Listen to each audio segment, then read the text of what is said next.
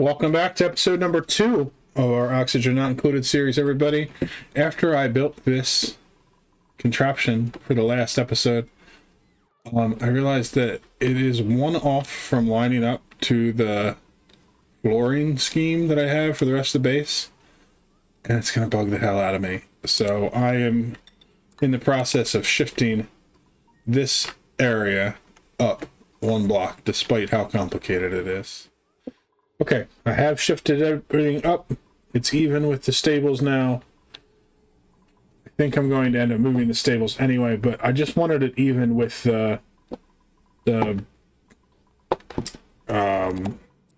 floor scheme that I have going on. I think I need to go up this way to get in to get those last 2 automation wires set, just to be able to reach them. But it's all working again. I did have a little bit of issue with the wiring or the watering in here because I was almost out of brine, and I don't want to use polluted water because this will fill up with off gas from that. So I did manage to make it work, but once I get more salt water or brine, I'll probably fix that a little better. I added a couple of gas filters in. There's a sensor that detects when it's oxygen. Then that goes into a NOT gate. So when basically, so if there is anything other than oxygen here, we get a red signal. The NOT gate sends a green signal.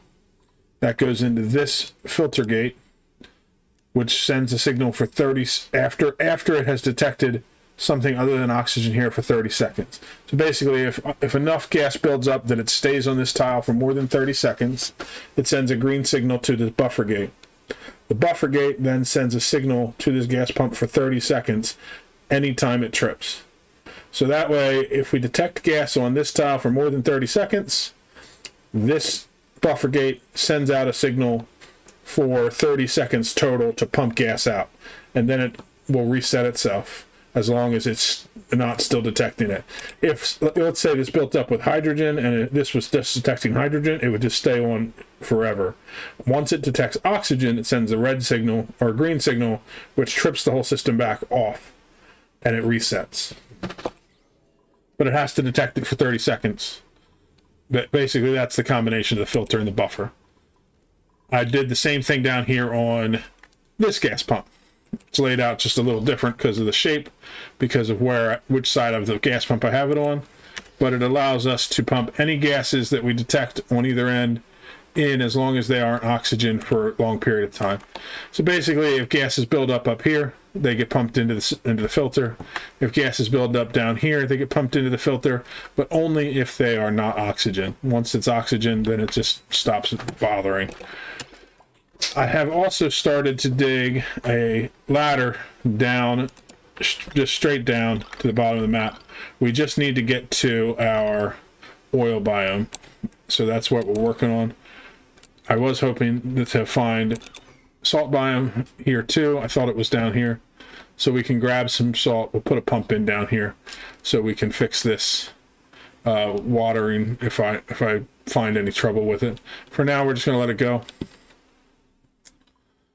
And it will be good. So we're not far from the oil biome. Once we get there, we'll dig out a little area. I want to set up some Atmos suits to do it. So we'll probably have to get that going. As far as that goes, we have just been doing our technology, working all the way down as we go. We've gotten quite a bit of the technology all the way up to the advanced tree finished. So we're just plugging away at them. As far as getting Atmos suits, that's actually the next thing we're researching, or one of the next things. So we'll get that soon. And I'm going to finish all that research before I get into the next tier of research. But we want to just set up some basic Atmos suits so that we can have some duplicants go down here to work in the oil biome without any troubles. And then we'll start figuring out how we want to proceed with that. I don't want to go straight into it and dig the whole thing out like I did in the last one. I want to just get enough so that we can make the deep freeze system and then seal up the base in a much more efficient fashion than I did the last go around, because I felt like I was constantly chasing after that because I was pushing through to try to get the achievements as fast as possible. This time we know we're going to get the achievements, we're just going to take our time with them, and I think ironically that means we're going to end up hitting them faster, because I'm not going to spend hundreds and hundreds of cycles fixing problems as I go along. As far as our achievements go, we're making some good progress. We have quite a few that we're just picking up randomly. I haven't been showing all of them because we've done all of those before. I figure I'll just go through once we have a pretty good place. But this is the one that we're working on mainly. Now that last time I checked, we were at 40,000. Now we're almost to 80. And that's because it's counting any power we use in this system. So anytime these are running to provide us with oxygen and hydrogen, they're making gas through the hydrogen generator, and that means that we are generating more and more. So this will keep going and get us closer to super sustainable faster. And once we do that, then we can get into our advanced power systems, and I think that'll work out really well, because that means right as we're getting into that, we will have access to our oil biome. We can set up an industrial brick where we can make steel and other metals. One thing as far as the metals go that I definitely want to utilize, I didn't do last time, is there's a lot of geysers and volcanoes around the map, and I didn't really take advantage of those. I think now that I have the knowledge I need to do it, and the designs I've come up with to make things work, I'm going to tap into those as soon as I have steel and plastics to make the cooling technologies for them. And so then we'll have systems to make refined metal that we won't have to use up all the ore on the map for it. We still will have to for steel, and if I remember correctly, we don't have iron on this map. We'll have to go over to the next colony to get that, but we'll do that and basically try to preserve as much of the starting resources as we can, rather than converting everything over, so that way late game we have more of what we need. Just trying to get an eye here. I think that this is a radiation biome, and then I think right underneath that is where the oil is, if I remember correctly, but I'm not sure. So we're going to keep on exploring down, and I'm going to work on the research to get the atmosuit technology that we need, and then that will be great. I was digging out this access pathway down to the bottom of the map, and I realized that the last time I did this, I was not quite happy with it, because this ladder, where I have it positioned, runs through this geyser here, and then this ladder runs right along this geyser here, and so it made things very cramped and very frustrating to build around. So I stopped construction down here, and I'm going to go and build a pathway across here all the way to the edge of the map. And from my memory from the last time we played, this natural gas geyser is the farthest thing to the right as far as neutronium, so I can clear out a big area for access up and down here to make a power spine or whatever I want to put in there. And it goes all the way down to the top and the bottom, and then up here at the top, right above this cold biome, is a water geyser, and from that above there's plenty of space for me to build something. And what I want to build is a permanent gas storage system. So instead of having these little tanks all over the place in the map, I just have one place where gas is stored, and I'll have pipes that go in, and then I'll have pipes that get routed out where I need the gas. And I can get that started early, and that means I can set up these pumps to pump out all the gases as I'm going along and collect them all while I'm building the base, rather than dealing with them afterwards.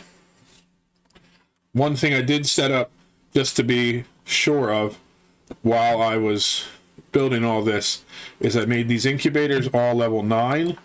The high priority is fine, because the only time that they're going to be considered for work is when there's power to them from the automation. So when it comes around and it's time for them to be lullabied, they will take priority over anything else that the duplicants are doing.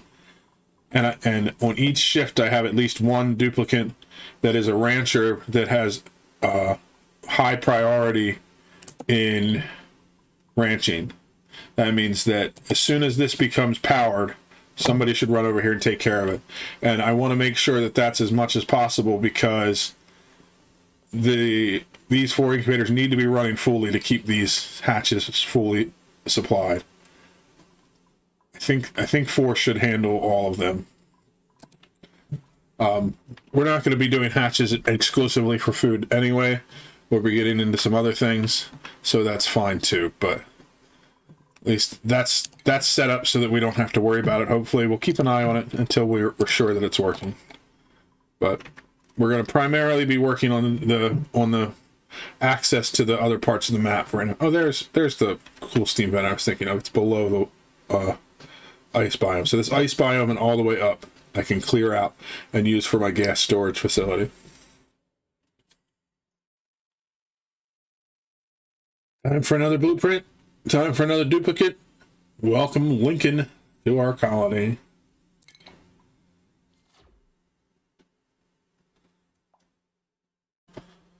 I spent way too many cycles trying to figure out why this was not working. I had priorities set right. I had accesses all set right. What it ended up being is that this filter, or this filter here, was set at 5 seconds instead of 60. And so the signal was coming through, setting the buffer gate. The buffer gate would keep it on for 60 seconds. It would power this, and it would pass through for 5 seconds. But by the time that it tripped this next gate, it was not enough time to keep the cycle going. So only this incubator was getting lullabied, which is why we have only 4 critters there and 7 in the rest. We were slowly losing our critter count. We should be good now. I'm going to wait until the beginning of the next cycle, and then we'll watch through to make sure that all of them get lullabied. But it's time for another duplicate choice. So, of our options here, I don't really like the irritable bowel and small bladder, but they're not really that consequential. Anemic is kind of frustrating because it's slower movement, but it's something that can be overcome. Same with excavation. Having the extra skilled hard digging skill for free is kind of helpful. Let's go with this one. So this is duplicate number 17, which is Johnson.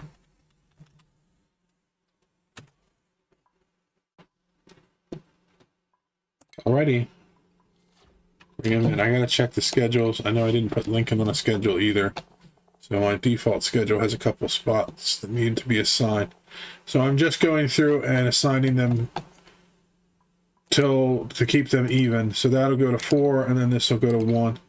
Later on, we can look at their stats and see who better works at night and day and stuff, and make that stuff happen. But for now, I just want to have the same number of duplicates on every shift.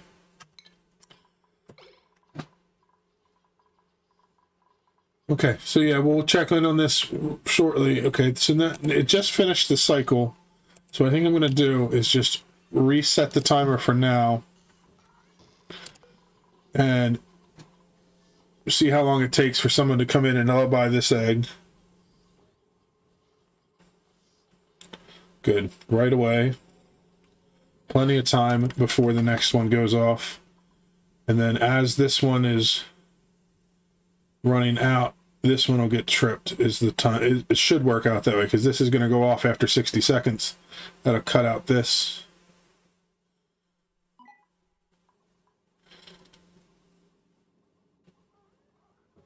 Oh, actually, I do need a filter in there. Okay, this is why I do testing.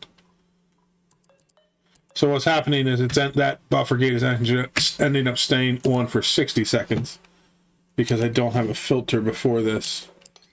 I don't want it to turn on until 60 seconds has gone by, meaning this will shut off, and then this will keep running for 60 seconds after that, not for 2 minutes, because otherwise we'll have 2 of these on the whole time. But this one's kept power, and it got lullabied. This one is now getting lullabied. And then this one is already lullabied. So it should be fine. Actually, we may come up with the perfect timing there, because this will shut off. This may have enough time to get that lullaby in right on time. But let me set this filter before I forget to. This should be set for 60 seconds as well. And then we just want to make sure that the wire there is disconnected, which it is. Sweet. That's all working. We also just finished all of our mid-tier research. So if we want to do any more research, we got to get our material science research terminal set up, which we will do in due course. I'm not in a rush. I want to get the things I have currently going finished before I move on. The environment we're working in out here in the new area we're exploring is pretty nasty. Chlorine, hydrogen, all kinds of nastiness. So I put in a atmosuit dock. And I have set it up so that there are several people that can access going in and out. They're all people that are not ranchers. That way the ranchers can stay back and do their jobs. I also set up a double lock so I can keep the temperature and the gases out. This can actually go because it's done its job. And then I have a pump here. I had set up the automation I normally do, but then I realized I just want this to run the whole time. I want to empty all this gas out. So I cut off the automation. The wire there is not connected, so this will just run constantly. All the gas is being pumped back into our filter, so they're getting stored. I don't have a problem with storing them in these temporarily, because these will just empty into the new ones once we make them. I also closed off the top up here, so nobody can get around to this side without atmosuits as well. And there's an access tunnel up across the top. So they're going and doing their things. They're expanding up and down, but they're also not getting damaged by all these horrible gases. My goal is to get it all dug out so that the gases will collect up here in the top and the bottom, and then also the liquids here will all collect down at the bottom, and I can clean them all out and get this whole area outside of our base vacuumed out. All the gases just gone, and then we will decide how we're going to handle that. You could do a couple of things. I could pressurize it with a gas so that there is gas in here to help with heat transfers, or I could make sure that we just have access tunnels between bases we build and make sure that the little area that we build is pressurized with gases. But what we don't want to do is put, like, say we put down a, I don't know, an oxygen diffuser here. I guess that's not a very great example. Let's say we put down like an exosuit forge and there'd be no gases around it, because it will heat up and the heat will have nowhere to go except into the exosuit forge, because it needs the gas around it to transfer heat. But so it's all right if it's a vacuum. They're going to be walking through an atmosuits anyway. It's just we can't have anything that generates heat inside that vacuum. So I'm not sure how I want to do the base yet. I'll probably just let it figure out as we go. But for now, I'm going to vacuum it all out, because I don't have anything in here that's going to cause any heat anyway. And then that way we can get all the gases out of this, all out of these areas. It'll start pulling the gases down from areas up here as well, and anything we expand will just leak out into here and get sucked up. And then we can close off our base as we move things out. So yeah, we're making progress. It's just a matter of getting everything built. I also currently only have 3 atmosuits set up. I probably will make a few more of those so that we can have more people out of the base now that I have more people that are able to. So let's add 3 more for now. We also just need to make sure that we're keeping up with the gases for that. I can't build these faster than I can actually produce gas for them, or that'll cause issues. So let's cut this.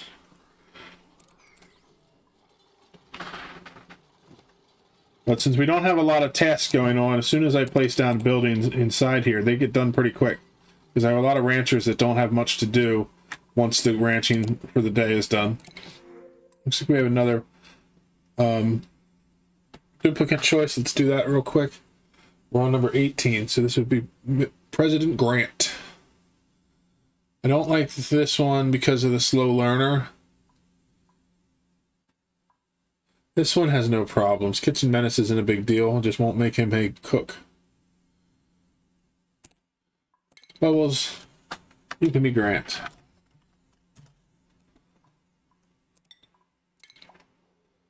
There we go. So we're up to 18 duplicants now. Let's check our schedule again. So 5. So this president will be on schedule number 2. Which makes sense. Also, I added in some extra power and I set the automation up so that these run when it gets to 90. When it gets to 90%, it shuts them all off, so all the duplicants stop running. And when it drops below 40, it calls them in, and these are on priority 7, so they power up pretty quickly. It's been doing pretty well as far as keeping our base supplied with power. And since we're running even more of them, we're getting closer to the super sustainability achievement. Which really skyrockets us in a couple of ways, because being able to do power using natural gas and coal means that I can stop having so many duplicants working on power, and we can really just fly through stuff. Right now, half of our duplicants are running to power the base at any given time, so it's a lot. So gonna let this keep running, getting all the gases out, and we're gonna keep getting this built up so that we get to the top and bottom of the map, and hopefully we can at least get the space and oil biome exposed before we get to the end of the episode. Another duplicant coming in, President Hayes. So I have started building our base. I'm planning on getting to 20 duplicants and having a base that sustains all of them. So I have 20 cots here in rooms that are still barracks rooms. So you still get the barracks bonus. This great hall that I had built before supports 20 duplicants because there's 20 tables in it. I'm going to move the bathroom down to make it a little tighter here. I'm going to actually probably put 2 of them in. And then the idea is that this will finish off right around here, and we will make 1 exit from in here, and then that's it for now. And then we'll expand it as we go. All the things that make heat will be outside of here, and so we can regulate this area and keep it nice and oxygenated and nice and temperature controlled. And I will probably put in an exosuit dock above the printing pod, so that when duplicants go in and out, that's where they're going. I may also work in some transit tubes once we get that research done. I'm not sure yet, but for now I just wanted to get a basics started. So that's gonna house all our duplicants. We need to get 1 more. We're eventually going to get up to the 50, but I want to get to 20 and get that sustainable and working well. While that's been working, we've been still expanding up and down, cleared some more space out to let some airflow go through. Oh, it looks like some sand fell down here, so we need to fix that. And we did earn another achievement, so let's check that out. Royal Flush. Replace all outhouses and wash basins with lavatories and sinks. I had 2 hand sinks that were still in that I just deleted, so that's what triggered that to go. As far as super sustainable, we're almost at 100K, so getting close to halfway there. And things are going well on that front. So I think that everything is going pretty decently well for what I want to, where I want to be at. By the end of our next episode, I want to have our base fully finished so that our duplicants have a safe place to come in.